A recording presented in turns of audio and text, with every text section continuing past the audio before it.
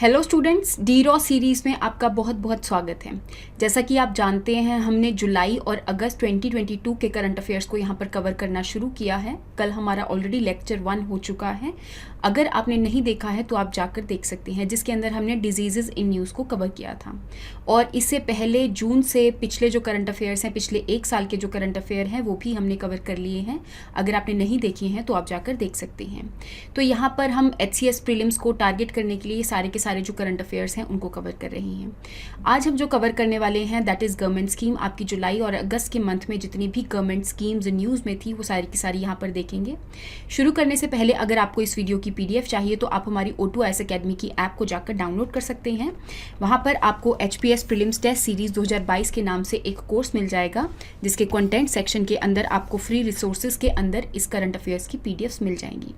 इसके अलावा जो भी बच्चे आने वाले HS एग्ज़ाम के लिए प्रेपरेशन कर रहे हैं तो उनके लिए हमने फाउंडेशन बैच को भी लॉन्च किया है। इसके अलावा आपको स्पीड कोर्सेज भी मिल जाएंगे, टेस्ट सीरीज़ भी अवेलेबल है, आप जाकर इसको एक्सप्लोर कर सकते हैं। तो सबसे पहले हम बात करते हैं आज की जो सबसे पहली गवर्नमेंट स्कीम है, दैट इज़ ग्रामीण उद्यमी प्रोजेक्ट, जो कि नेशनल स्किल डेवलपमेंट कॉर्पोरेशन और सेवा भारती एंड युवा विकास सोसाइटी ने मिलकर इसको लॉन्च किया है। तो बेसिकली इस प्रोजेक्ट के अंदर होने क्या वाला है, जो भी ट्राइबल पीपल हैं उनको यहाँ पे स्किल डेवलपमेंट करवाई जाएगी। और इसके लिए ये पर्टिकुलर जो स्टेट्स हैं उनको सिलेक्ट किया गया है कि सबसे पहले कौन कौन सी स्टेट्स के अंदर ये जो प्रोजेक्ट है उसको इम्प्लीमेंट किया जाएगा। तो बेसिकली अगर मैं नेशनल स्किल डेवलपमेंट कॉर्पोरेशन के बारे में यहाँ पर बात करूँ तो ये एक ऐसी नॉन प्रॉफिट ऑर्गेनाइजेशन है जो कि कंपनीज एक्ट 1956 के द्वारा बनाई गई थी। ऐसे तो बनाने के लिए हमारी जो मिनिस्ट्री ऑफ फाइनेंस है उन्होंने इसको बनाया था as a public private partnership, लेकिन ये जो आपका NSDC है ये एक पर्टिकुलर मिनिस्ट्री के अंदर आता है, जो कि है आपकी ministry of skill development and entrepreneurship.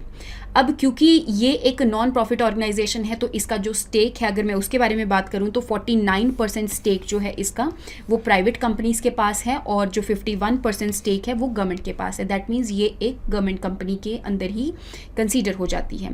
अगर मैं बात करूं कि ये जो कंपनी है इसका काम क्या होता है, तो यहाँ पे स्किल डेवलपमेंट करवाने के लिए फंडिंग वगैरह प्रोवाइड करती है या फिर वोकेशनल ट्रेनिंग वगैरह प्रोवाइड करने के लिए रिस्पॉन्सिबल रहती है। नेक्स्ट न्यूज़ के बारे में हम बात करते हैं कि हमारी जो मिनिस्ट्री ऑफ ट्राइबल अफेयर्स ने मेटा के साथ मिलकर एक प्रोग्राम को लॉन्च किया है जिसका नाम है गोल 2.0 एडिशन। अब 2.0 एडिशन क्यों है इसका, इससे पहले भी गोल का 1.0 एडिशन जो है वो आ चुका है, जो कि 2020 के अंदर आया था और वो जो आपका एडिशन है वो 2021 दिसंबर तक वैलिड था। तो यहाँ पर एक नई एडिशन को लॉन्च करने की ज़रूरत पड़ी।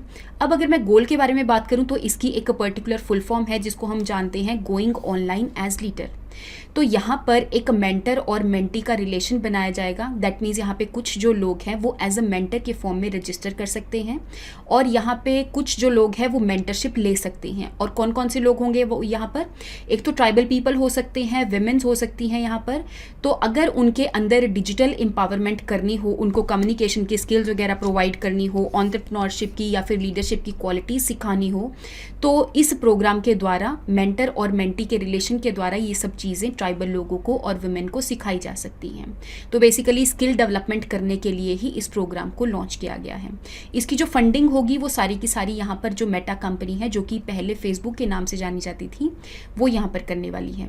नेक्स्ट न्यूज़ के बारे में हम बात करते हैं कि जो ministry of women and child development है उन्होंने एक पर्टिकुलर मिशन के रिगार्डिंग यहाँ पे नई गाइडलाइंस को लॉन्च किया है। क्या नाम है मिशन का यहाँ पर, तो मिशन शक्ति स्कीम। तो ये एक अम्ब्रेला स्कीम है। अम्ब्रेला स्कीम का सिंपल सा मतलब ये होता है कि इसके अंडर बहुत सारी स्कीम जो है वो इंक्लूडेड रहती हैं। तो यहाँ पर जो मिशन शक्ति स्कीम है वो एक अम्ब्रेला स्कीम है जिसके अंदर बहुत सारी जो स्कीम्स हैं वो इंक्लूडेड हैं। मिशन शक्ति स्कीम को 2 पार्ट्स में यहाँ पर डिवाइड किया है, एक तो वुमेन की सेफ्टी एंड सिक्योरिटी के लिए और दूसरा उनकी एम्पावरमेंट के लिए। जो स्कीम यहाँ पर सेफ्टी एंड सिक्योरिटी के लिए लॉन्च करी गई है उसको नाम दिया गया है संबल, और इसके अंदर पर्टिकुलर स्कीम्स जो इंक्लूडेड हैं जैसे कि 1 स्टॉप सेंटर बनाए जाएंगे, विमेन हेल्पलाइन नंबर यहाँ पर बनाए जाएंगे और बेटी बचाओ बेटी पढ़ाओ जो आंदोलन है आपका वो भी संबल स्कीम के अंदर लाई करेगा। नारी अदालत बनाई जाएंगी ताकि यहाँ पे जो विमेन है उनको जस्टिस प्रोवाइड किया जा सके। अब यहाँ पर मिशन शक्ति के अंदर जो दूसरी स्कीम है उसको सामर्थ्य नाम दिया गया है, जो कि इसके अंदर ऐसी पर्टिकुलर स्कीम्स को इंक्लूड किया गया है जो कि विमेन की एम्पावरमेंट के लिए रिस्पॉन्सिबल है। जैसे कि यहाँ पे जो उज्ज्वला योजना है जिसके अंदर गैस सिलेंडर्स वगैरह प्रोवाइड करे जा रहे थे, तो वो बेसिकली विमेन के एम्पावरमेंट के लिए सामर्थ्य स्कीम के अंदर लाई कर रहा है। स्वधर ग्रे स्कीम हो गया, then is working women hostel हो गया, नेशनल क्रेच स्कीम हो गया, प्रधानमंत्री मातृ वंदना योजना हो गया। तो इन सारी की सारी स्कीम्स को सामर्थ्य स्कीम के अंदर, दैट इज मिशन शक्ति के सामर्थ्य वाली के अंदर इंक्लूड किया गया है। तो इसके बारे में आपको पता होना चाहिए। इसके अलावा आपको ये भी पता होना चाहिए कि जो मिशन शक्ति है वो हमारी 15th जो फाइनेंस कमीशन है उन्होंने रेकमेंड किया था कि एक पर्टिकुलर पीरियड के लिए इसको लॉन्च किया जाएगा ताकि बहुत सारी स्कीम्स को इंटीग्रेट किया जा सके और उसकी जो इम्प्लीमेंटेशन है उसके अंदर और ज़्यादा एफिशिएंसी लाई जा सके। नेक्स्ट हम बात करते हैं कि हमारी जो ministry of skill development and entrepreneurship है उन्होंने नेशनल अप्रेंटिसशिप प्रमोशन प्लान को डायरेक्ट बेनिफिट ट्रांसफर के अंदर इंक्लूड करने की बात करी है। तो यहाँ पे कुछ ऑर्गेनाइजेशन होती हैं जो कि अप्रेंटिसशिप प्रोवाइड करती हैं, ट्रेनिंग वगैरह प्रोवाइड करती हैं, तो उनको फाइनेंशियल सपोर्ट देने के लिए या फिर यहाँ पर उनको स्टाइपन किया जाता है। कितना स्टाइपन किया जाता है, तो यहाँ पर सरकार का कुछ शेयर होता है जैसे कि 25% या फिर 1500 रुपये पर मंथ। तो ये जो है ये फाइनेंशियल सपोर्ट जो है उन ऑर्गेनाइजेशन को दिया जाता है, जो कि पहले अलग अलग तरीकों से दिया जाता था लेकिन अब वो डायरेक्टली बैंक अकाउंट के अंदर ट्रांसफ़र कर दिया जाएगा और एक पर्टिकुलर ऑर्गेनाइजेशन के द्वारा जो कि आपकी नेशनल स्किल डेवलपमेंट कॉर्पोरेशन है। तो ये डायरेक्ट बेनिफिट ट्रांसफ़र करके उन ऑर्गेनाइजेशन को जो स्टाइपन है वो प्रोवाइड करेगी। नेक्स्ट स्कीम के बारे में हम बात करते हैं तो रिसेंटली जो आपकी मिशन वात्सल्य है उसकी भी गाइडलाइंस को यहाँ पर निकाला गया है। अब मिशन वात्सल्य है क्या यहाँ पर, तो आपके 2009 के अंदर हमारी जो ministry of women and child development है उन्होंने चाइल्ड की प्रोटेक्शन के लिए एक पर्टिकुलर स्कीम को लॉन्च किया था जो कि बार बार कुछ कुछ सालों के बाद रीनेम होती गई। जैसे कि 2010 के अंदर यहाँ पे इंटीग्रेटेड चाइल्ड प्रोटेक्शन स्कीम इसको बना दिया गया, फिर उसके बाद 2017 के अंदर इसको चाइल्ड प्रोटेक्शन सर्विसेज स्कीम बना दिया गया और रिसेंटली 21 और 22 के अंदर इसको मिशन वात्सल्य के नाम से एक तरह से मॉडिफाई कर दिया है। अब इसके अंदर होगा क्या बेसिकली, तो यहाँ पे बच्चों को प्रोटेक्शन प्रोवाइड करने के लिए अलग अलग चीज़ों को इंक्लूड किया गया है। जैसे कि अगर बच्चों को सर्विसेज प्रोवाइड करनी है तो कैसे सर्विसेज डिलीवरी को स्ट्रेंथन किया जाना चाहिए, या फिर जितनी भी स्टैट्यूटरी बॉडीज़ हैं, जितनी भी मिनिस्ट्रीज़ हैं जो कि बच्चों को सर्विसेज प्रोवाइड करने के लिए रिस्पॉन्सिबल हैं, तो उनको उनकी फंक्शनिंग को कैसे इम्प्रूव किया जाना चाहिए और कैसे किसी भी इंस्टीट्यूशन को अपस्केल किया जाना चाहिए, उसको ज़्यादा फंडिंग वगैरह प्रोवाइड करी जानी चाहिए, या फिर अलग अलग NGOs वगैरह को भी इंक्लूड किया जाना चाहिए ताकि यहाँ पे बच्चों की ज़्यादा से ज़्यादा जो प्रोटेक्शन है वो की जा सके। या फिर कईयों को जैसे ट्रेनिंग वगैरह प्रोवाइड करनी जानी चाहिए कि कैसे आपने जो सर्विसेज हैं उनको डिलीवर करवाना है। तो ये सारी की सारी जो चीज़ें हैं बच्चों की प्रोटेक्शन के लिए मिशन वात्सल्य के अंदर इंक्लूडेड है। इसके बारे में आपको पता होना चाहिए। बाकी ये भी पता होना चाहिए कि कौन इस मिशन को इम्प्लीमेंट कर रहा है। जैसे इसके लिए एक पर्टिकुलर बोर्ड है जो कि आपकी विमेन एंड चाइल्ड डेवलपमेंट के जो सेक्रेटरी हैं वो इस बोर्ड को चेयर करते हैं। तो मिशन वात्सल्य प्रोजेक्ट अप्रूवल बोर्ड जो कि अलग अलग सर्विसेज को प्रोवाइड करने के लिए अलग अलग चीज़ों को यहाँ पर अप्रूव करते हैं। ये एक सेंट्रली स्पॉन्सर्ड स्कीम है। इसका सिंपल सा मतलब ये होता है कि इस स्कीम की इम्प्लीमेंटेशन के लिए जो फंड्स हैं वो सेंटर सरकार और आपकी जो स्टेट सरकारें हैं वो मिलकर यहाँ पर कंट्रीब्यूट करती हैं। उनका एक पर्टिकुलर शेयर होता है, जैसे अलग अलग स्टेट्स के लिए अलग अलग रेशो यहाँ पर होती है। नेक्स्ट हम बात करते हैं कि आपका जो डिजिटल इंडिया प्रोग्राम है जो कि कुछ दिनों के लिए यहाँ पर किया गया था, ऑर्गेनाइज किया गया था, तो इस टाइम पे एक पर्टिकुलर इवेंट को भी ऑर्गेनाइज किया गया जिसका नाम है इंडिया स्टैक नॉलेज एक्सचेंज। तो यहाँ पे बेसिकली डिजिटल इंडिया को प्रमोट करने के लिए एक ऐसा प्लेटफॉर्म बनाया गया है ताकि लोगों को IT चैंपियंस के साथ कनेक्ट किया जा सके और कैसे लोगों के अंदर डिजिटल एम्पावरमेंट लाई जानी चाहिए। तो इस चीज़ के लिए ये जो इंडिया स्टैक नॉलेज एक्सचेंज है ये रिस्पॉन्सिबल है। तो इस चीज़ के बारे में आपको पता होना चाहिए। नेक्स्ट हम बात करते हैं कि हमारी जो मिनिस्ट्री ऑफ टूरिज्म है उन्होंने स्वदेश दर्शन स्कीम के अंदर कुछ ना कुछ मॉडिफिकेशंस लेकर आए हैं और यहाँ पर इसका जो नया नाम है उसको बेसिकली नए एडिशन को लॉन्च किया गया है, दैट इज स्वदेश दर्शन 2.0 एडिशन। तो यहाँ पर अगर मैं स्वदेश दर्शन स्कीम के बारे में बात करूँ जिसको कि 2014 के अंदर लॉन्च किया गया था, जिसके अंदर थीम बेस्ड सर्किट्स को बनाया जा रहा है।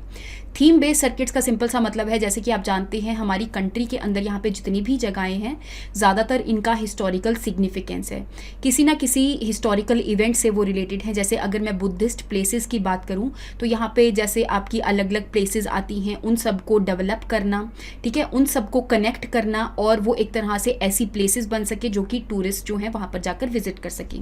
तो उन सारे 15 के 15 सर्किट्स को एक तरह से डेवलप करने की बात जो है इस स्कीम के अंदर करी जा रही है। इस स्कीम के अंदर जितना भी पैसा है वो सारा का सारा सेंटर सरकार उठाती है, तो यहाँ पर ये 100% सेंट्रली फंडेड स्कीम है। इसके अलावा इस स्कीम के अंदर जो फंडिंग है वो वॉलंटरी कंट्रीब्यूशन के द्वारा भी आ सकती हैं। जैसे जो अलग अलग बिजनेसेस होते हैं वो यहाँ पे CSR के द्वारा, that is corporate social responsibility जो होती है, उनकी कुछ परसेंटेज उनको यहाँ पर देना पड़ता है, तो उसके द्वारा इस स्कीम के अंदर भी वो वॉलंटरी कॉन्ट्रीब्यूशन जो है वो कर सकते हैं। नेक्स्ट हम बात कर लेते हैं टाइज स्कीम के बारे में, that is trade infrastructure for export schemes initiative.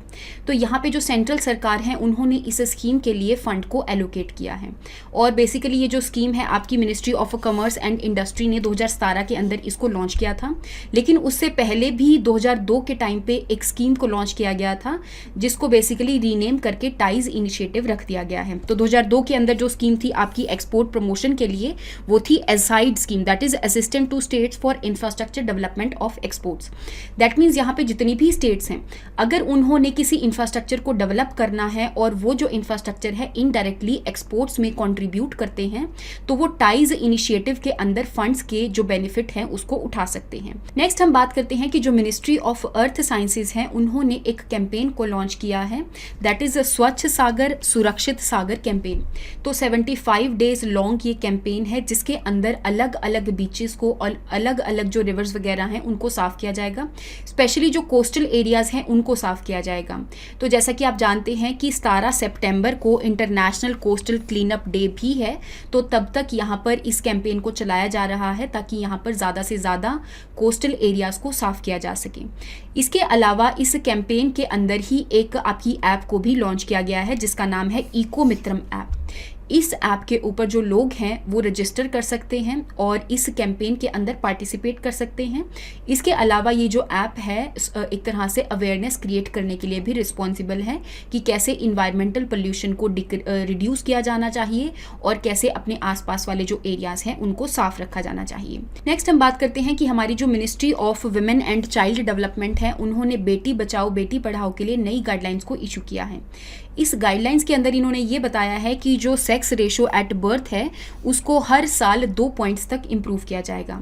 इसके अलावा यहाँ पे जो इंस्टीट्यूशनल डिलीवरीज हैं उनको 95% तक पहुँचाया जाएगा, और जितनी भी जो बच्चे हैं जिनके अंदर बहुत अच्छा अच्छा टैलेंट है खेलने के लिए तो उनको खेलो इंडिया के साथ लिंक किया जाएगा और अलग अलग उनको जो सर्विसेज वगैरह हैं उसके साथ भी लिंक किया जाएगा। जैसे सेल्फ डिफेंस की जो प्रैक्टिसेस हैं वो उनको समझाई जाएगी और अवेयरनेस वगैरह क्रिएट की जाएगी। और यहाँ पर जो एक आपका पर्टिकुलर एक्ट है जिसके अंदर जो फीमेल फिटिसाइड के जो केसेस हैं वो बहुत ज़्यादा होते हैं तो उसके रिगार्डिंग भी लोगों को अवेयर किया जाएगा।